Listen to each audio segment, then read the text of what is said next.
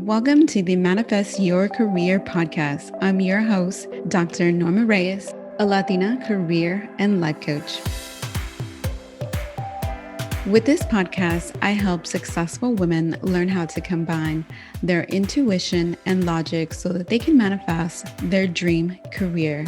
By listening to my podcast, you'll learn how to go from feeling stuck and lost on what to do next to having the clarity, motivation, and strategies to manifest the career of your dreams. Each episode, I'll teach you the skills, strategies, and mindset you need, girl, to get in alignment with your career goals. Now let's go ahead and get started.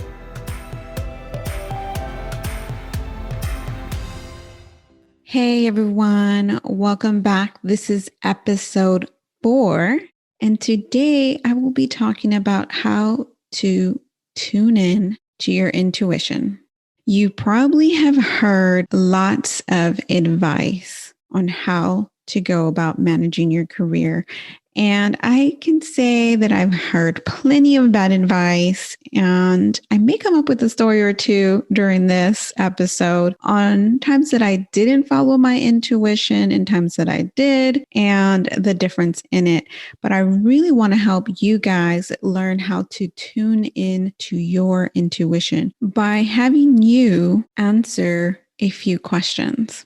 So here is the first one. Are you really listening to what your inner voice is advising, or are you rushing to answer to stop thinking about the decision? So I'm going to let you guys think about that for a second. The first part of the question is, are you really listening to what your inner voice is advising? So you might be feeling a little tug. You may be even feeling a little anxious. And like the second part of the question says, are you rushing to answer to stop thinking about this decision? Now, you may rush to answer this decision, whatever it is. It could be as simple as selecting a college, a major, a field, applying to certain positions, not applying to certain positions, and you may rush to do something. So you do it. Here's the key, whether you're following your intuition or you're not. If you are still thinking about it, if you're still ruminating and you're not excited about the decision you made and you're like, should I have done that? Should I have done X, Y, Z? And you're up at night and you're still tossing and turning and you're reviewing your decision over and over again, then you are not listening to your intuition, right? Especially if it's keeping you up at night. Try to journal it out. What about this decision is giving you anxiety?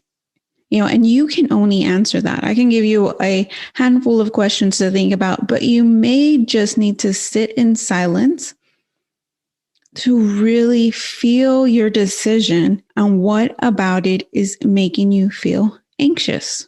So the next part of it, the next question you can ask yourself after you take some moments to pause, some moments of silence and meditation inward, and it doesn't have to be like hours, but as long as it's a moment of pause, this whole rush, making a decision, feeling behind because maybe you're not as far along in your career as you would like, making a rush decision is not necessarily going to help you get where you want to be. So the next question to ask yourself, are you trusting your gut because you have all the information you need? Or are you, maybe being too lazy to fill in the gaps you may have? Again, if you're rushing to make a decision and something tells you you still don't know everything that you need to know, for example, picking a career, we all just have had that question asked our whole lives. I know the first time I really remember hearing it for my son, he was like 5 or like 4 or 3. When was it? It was in 2019. We're in 2021. So my mom asked him, what do you want to be when you grow up? And he immediately answered, I want to be a police officer, which is the first I'd ever heard of that and the first he ever had that question asked. And I personally absolutely hate that question, because now that puts him in this little box of, oh, you said you wanted to do this when you grew up. What happened to that? And then you're finding yourself having to prove or challenge people based on something you said many years ago when you had no idea what that was, or if you were really interested and it's just something that you wanted to blurt out and say. So, when we rush to make an answer or we're just saying whatever at the time, we may just be trying to move to the next topic. And the way to trust your intuition, if you are not sure, right? Because you don't want to rush because you're being lazy. You don't want to rush because you feel pressured. If you are feeling rushed, then, take that moment back and start gathering that information. Do research, do personality tests. Ask people questions about what they do and how they decided what they wanted to do. Ask people that look really excited about their jobs and ask them questions how they decided, how they got there. We instantly think that people just magically got into their career and that they knew it all along. And that's just not it. People had to try things and figure it out and decide, hey, you know what? I really don't like that after all. I've heard many times people go and pick a degree, graduate, get in the field that they thought they wanted to be in, only to find out that they really hated it. And the ones that are successful are the ones that are okay with letting go, saying, okay, I tried it. I didn't like it. I'm going to figure out how to move to the next step, move into something else that I do like. So if you're at that moment in time and you're like, well, I'm here, what do I do now? And your intuition is tugging at you. It is. You can feel it. You just know that that's not the place for you. So what do? You start writing down what it is that you like about your current role. What was it that sparked that interest? Maybe it actually was just the way a professor talked about it. There was a passion there. Maybe it was someone you met and that sparked that interest. Maybe it was a connection somewhere, maybe something you read, maybe something you saw on TV. Whatever the reason is, start exploring that. Let your curiosity come out, bounce,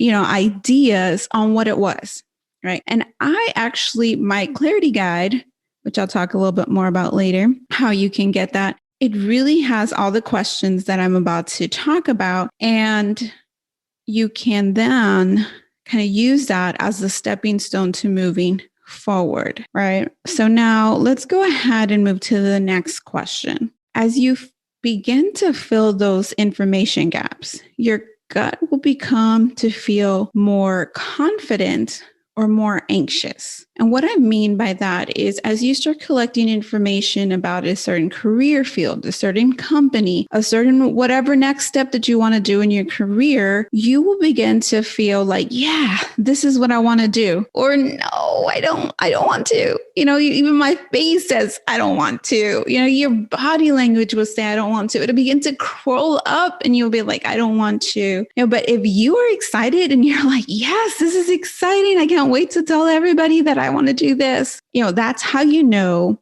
if your intuition is telling you yes, a green light or a yellow light. Maybe think about this a little bit more, or a red light. Hell no, go the other way, sister. Run, run, run. That's not for you. Follow those pieces for yourself.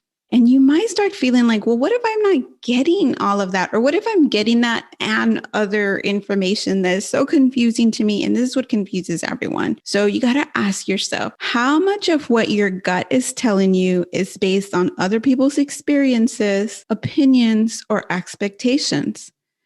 How much of what you are deciding, making those decisions, how much is it based on your own experience, your own opinion, your own expectations? It becomes really noisy in our heads when we're deciding based on other one's expectations. For example, I chose my major in high school to be computers, right? I had no idea what that meant. Everyone kept telling me, you're smart, you can do this, you can do computers. And while, yes, I could do computers, what I was doing in class was building websites. Computer science, which is like the only thing that I knew anything about a major, was completely different. It's more like software based. It's more a bunch of other details that don't really matter to this story. And so, I went in thinking this is what I want to do.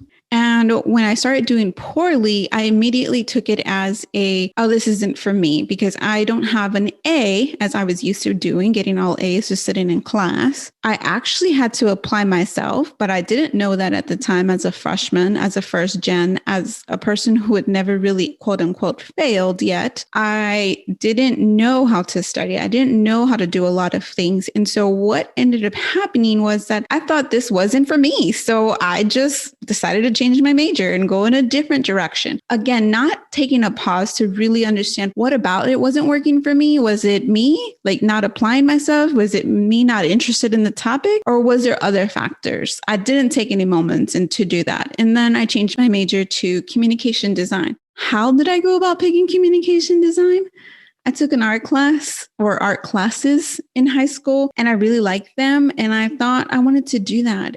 The thing is, what I really realized wasn't that I liked communication design, which is more of the art piece. I really liked marketing and creating ideas, but it wasn't something that I knew. It wasn't something that I had a word for. But I realized that while I was actually excelling in my art classes and in my art assignments, because I'm able to really apply myself when something is very novel and new. But once it starts subsiding, I kind of just feel like I should be rewarded because I put in the effort in the beginning. So what ended up happening was, again, I started to not apply myself. And what I realized was that while I was making good grades in most of these communication design classes, I hit a wall in my 3D design class. And it was that I wasn't being as creative. And I just kind of would get an assignment and figure it out and do what I thought I needed to do with no passion, no creativity, no real deep creativity. And that's when I took a pause and I really was like, okay, I think I could do this. I think I could make good grades. I think I could, jump through those hoops to get my degree, but I won't have that cutting edge. I won't have that portfolio that's going to get me a job in this field. I just knew it. And that's when I decided, okay, I got to change my major because I don't have that inner fire and passion about this. And so finally I chose psychology. I was in an intro to psychology class and I thought, oh my gosh, I really love learning about people. I really love understanding how people develop, etc. And so I did that. Those classes, I definitely was completely interested, and it's like they say, your first 2 years in college, not really sure what you want to do. And you kind of figure it out. And your last couple of years should be, quote unquote, should be the ones where you're more passionate. Now, if you went through all 4 years or you haven't finished and you're like, I just didn't have that, maybe college isn't for you.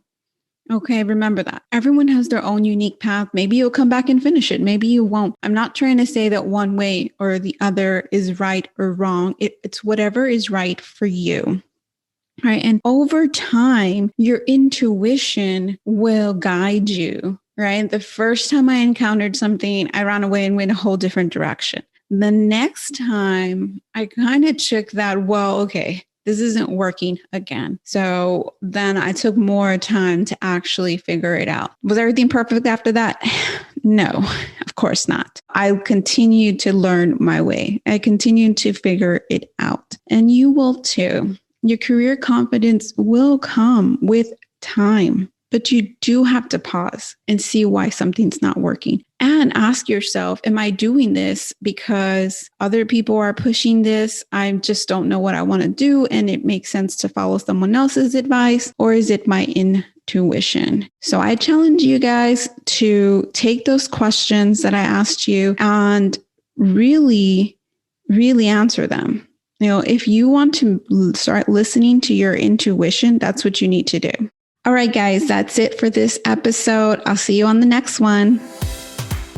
Thank you for listening to the Manifest Your Career podcast with me, your host, Dr. Norma Reyes, a Latina career and life coach.